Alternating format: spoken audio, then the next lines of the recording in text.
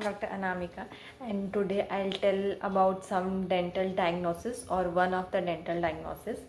अगर पेशेंट को पेन है या बहुत लोगों का आदत होती है कि घर पे अगर पेन है तो वो चेक करते हैं कि सड़न है या नहीं, या किसी और को बोलते हैं चेक करने के लिए कि देखो हमारे दांत में सड़न है या नहीं है, बट उनको कुछ नहीं नज़र आता and then they visit to dentist. फिर कई बार सडन नहीं है, कोई ऐसे दांत मोबाइल नहीं है, कोई फ्रैक्चर दिख नहीं रहा है, पेशेंट को एट्रीजन नहीं है, या अपोजिंग आर्च में जो कस्प है वो शार्प नहीं है, बट स्टिल पेशेंट को पेन है, then yes there can be chances कि दांत में फ्रैक्चर हो. बिकॉज इनिशियल फ्रैक्चर जो होता है वो इतना माइन्यूट और स्मॉल होता है जो समझ में ही नहीं आता है, क्लिनिकली दिखता भी नहीं है.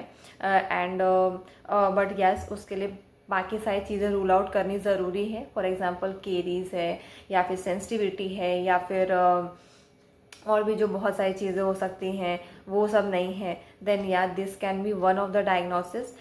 इसको चेक करने के लिए बहुत सारे टेस्ट हैं. फॉर एग्जांपल बाइट टेस्ट, आप किसी भी प्रोब को बिटवीन द आर्च रख के पेशेंट को बोल सकते हैं कि वो बाइट करे, एंड जैसे पेशेंट बाइट करते हैं वैसे उनको शार्प शूटिंग पेन होता है, बिकॉज प्रेशर की वजह से पेन एक्स्ट्रा ज़्यादा हो जाता है.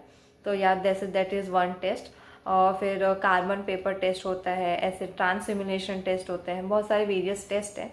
देन अगर फ्रैक्चर लाइन फिर भी अगर डायग्नोस नहीं हो रहा है या नहीं समझ में आ रहा है डायग्नोसिस, देन एंड बाकी सारी चीज़ें रूल आउट हो चुकी हैं, then dentist can go for CBCT. Still अगर आपका फ्रैक्चर लाइन बहुत माइन्यूट है तो कई बार CBCT में भी नहीं दिखता है, बट अगर एडवांस फ्रैक्चर लाइन एडवांस हो गया है, फ्रैक्चर लाइन का विड्थ ज़्यादा है, लेंथ ज़्यादा है, तो द हायर चांसेस है कि CBCT पे क्लियरली समझ में आ जाए. सो येस अगर आपको पेन है एंड बाकी सारी चीज़ें रूल आउट हो चुकी हैं, then this can be one of the diagnosis. Thank you.